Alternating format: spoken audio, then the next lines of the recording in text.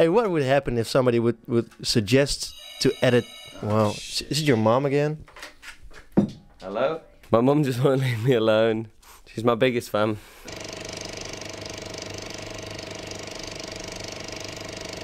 I want to talk about Japan one more thing, because I hear the crowds are really strange. Some people, they play there and then it's totally silent, and then the song is finished and Japanese people look at each other and suddenly they start clapping like idiots. We didn't actually get that though, did we? Didn't have that. We had a mad crowd in Tokyo. We had like the skater crowd, so it wasn't like I was thinking it was going to be sort of all seats and like lots of people just sitting there and watching, because that's what I'd heard it was like. But I don't think it was for us. I think it was more normal than the rest of the place was, wasn't it? The gig was the most natural environment that we're in. Normal. That's the only gig I've ever played where the crowd were totally silent and then applauded afterwards was Sweden.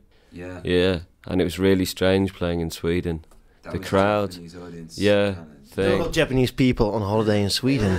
They all stand there looking appreciative, like leaning on their arms and that, and Even just if like you're really going for it, you know. If you're Jamming out, really. yeah. really having it, you know what I mean, banging it out, and they're still stood there, and you're like, oh, this is weird. And then you start and we came off stage just thinking like we'd just played in a rehearsal room or something like that. And then the promoter showed up and said, man, that was so amazing. Did you see the crowd reaction? That sounds like Spinal Tap, man. Yeah, Totally, man. Hello, Cleveland. You know, it was not right at all. Hey, you guys been traveling all over the world now. You still like traveling? You get to see anything, actually? Because, I mean, most people just get to see hotel rooms, do boring interviews. Yeah, I mean, that probably makes up for about 60-70% of it. Just the hotel room gig thing. We do 3 gigs in a row and then 1 day off, then 3 gigs in a row. So the one in the middle, usually you don't see anything of whatsoever, you know, because you get in the morning, no, like in the afternoon, you do the sound check and then you do the gig and then you leave that night, you know. So that's really annoying because, you know, if you're in a city that you've always wanted to go to, but, you know, it's the middle gig. Yeah, you know. You know, we went to Berlin and I didn't see one fucking thing of Berlin other than the tour bus and the gig. And we got to see Mannheim and Bremen instead, you know. Kicking down. Hey, what's touching up, actually? What is touching up, actually? It means to fix something. It comes from painting. Right. So when you've got a few little patches once you've painted a wall, it's called touching up. Hey, and where did you get the sample for Machismo? From a TV show. Yeah. Like a street magician, American street magician. Yeah, and he does a trick, and this like guy out on the street just freaks out. Yeah. Because he's just going, he's into that spiritual stuff. I'm serious, man. Is that? I've seen a movie on it, you know, he's into that spiritual stuff. So where did you record it, on video or something? Ollie taped it, yeah. Ollie's got a mini disc player, and he when he gets in hotel rooms, he just flicks through channels and records what he hears. But I saw David Blaine, I didn't know who he was until I went to the IMAX the other day. And he's honestly the most amazing magician, man. He did this one trick that I just could not believe. I mean, it really freaked me out because I just didn't know how the hell he'd done it. You know, what did he do? Right. Okay, well, okay, I had a friend at school who was a magician.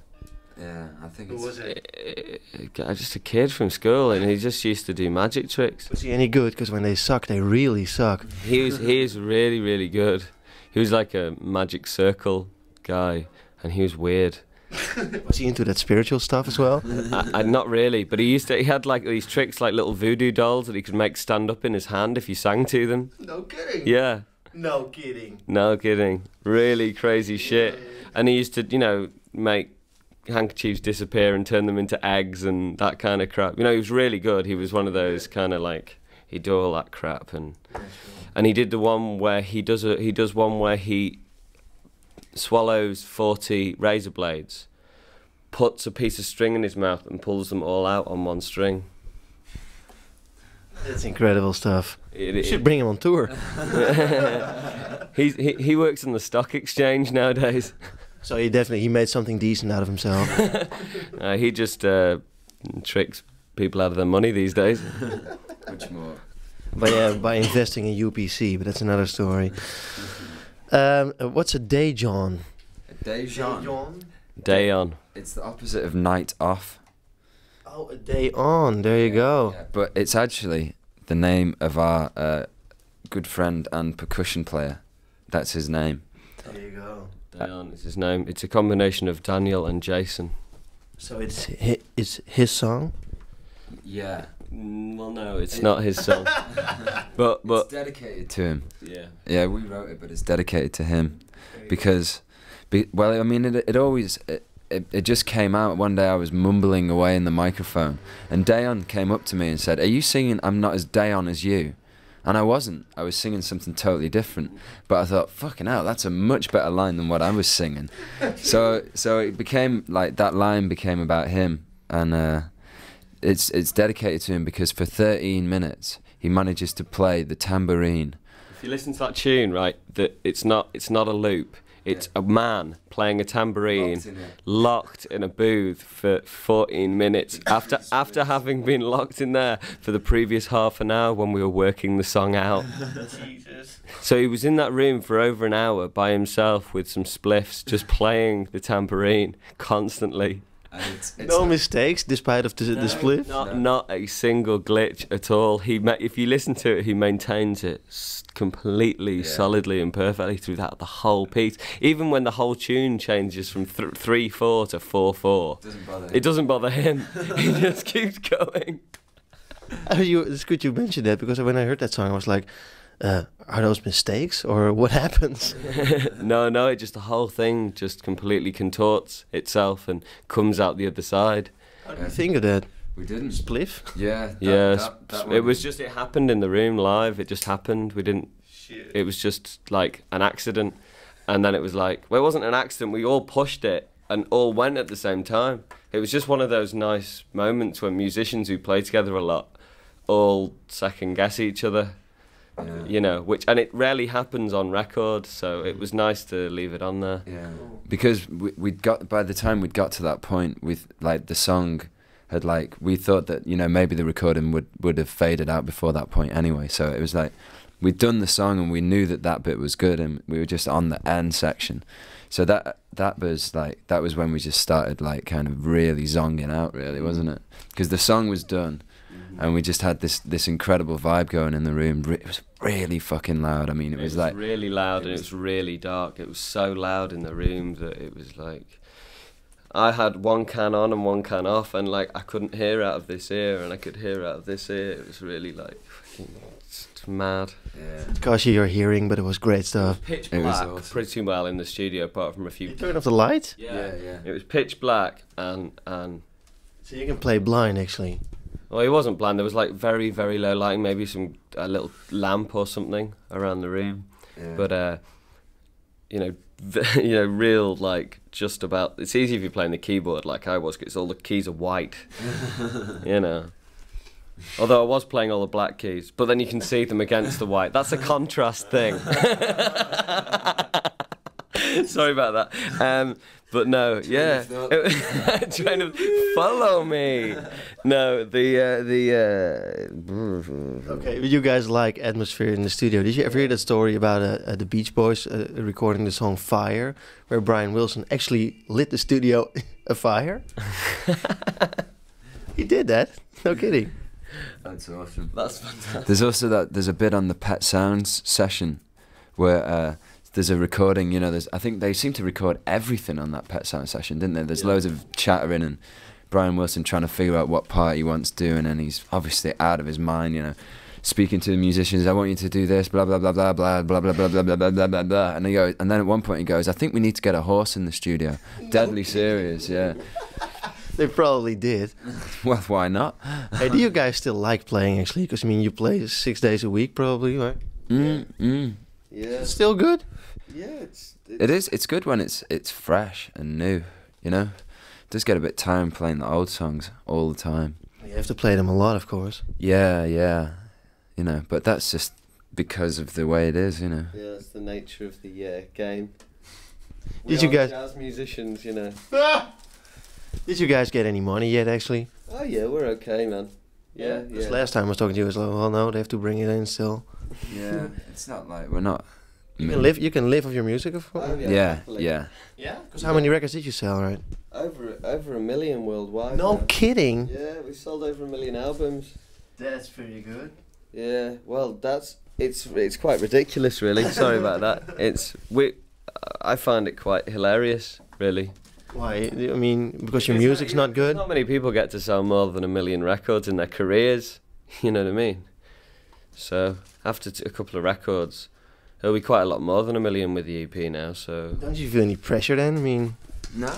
the record company will go like, well, let's go to another 1 million for the next album. Well, no. I mean, if they think that, then we don't listen to it. You know, they would never say that to us because it's not about that, really. it's not really.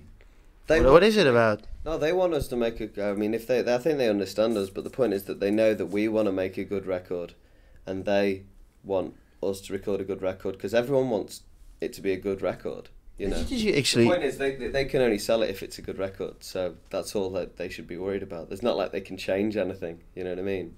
Did you guys actually issue a single in England or in the US? Yeah. We've had Off the albums, yeah. Because we play songs on our station all the time, but we just pick the songs that we like and then that's- put in a new Well, one. that's the best way of doing it. You know, I wish we could do that in England. Did you get a hit with one of your songs? No. Do you think it's amazing selling 1 million records without having a hit on radio? It's brilliant. You know. It's all right. It's all right. Yeah, it's pretty damn all right. Yeah, it's cool. okay. You know, because a lot of radio stations aren't really that into what we're doing. You know. So you don't need radio to sell a lot of records, actually. Well, Well- all you have to rely on is small pockets of people all over the world who they don't. It doesn't have to be the majority. It doesn't have to be popular. You just got to count on them getting to hear you and them liking it. You know, even if it's small little groups of people all over in every city in the world. You know, because 1 million people really isn't a lot of people on a global scale. So you could be starting a band and not going to a record company, just play a lot of gigs and issue your music through the web or sell it. Big anywhere, you know what I mean. You can sell, 150,000 in America, and which is nothing in American terms, really. Their big bands sell like 20 million, 25 million albums and stuff, But and a few thousand in this European country and a few more thousand in that European country, and before you know it, you've sold over 1 million albums worldwide, and it's like doesn't mean anything really. Just Come on. It doesn't, because you don't play. It doesn't mean that. It's just a very nice thing that we've It's like everybody in this town bought your record. Yeah. Everybody. It's incredible. Yeah, that is pretty cool actually. Yeah. It is very cool. So you guys are not into the music because of the fame, not because of the money. So why do you guys do this? Because it's still fun. Yeah, because music's like still really, really obsessing me. Yeah, your own music or other music as well. Music in general, The entire concept of sound. Really. Yeah, it's just a really good thing, And getting to make it is, having a job you love is no small mercy at all. So why do so many people have a job they hate?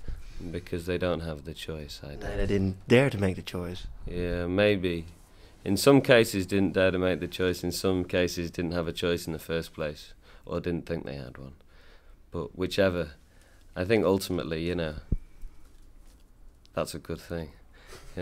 That's a beautiful thing. Hey, one more last thing. When will you guys play Holland again? Pink Pop. Yeah. In 3 weeks' time. Brilliant. And after that, still small clubs? Pardon? And after that, some small clubs? Nothing for a while. We're off going to take a break for a while. We're going to take a break from this life. Write a new album? Yeah, write a new Have album. A shave. Have a shave. Yeah, you guys need to... Get a kip. Sleep.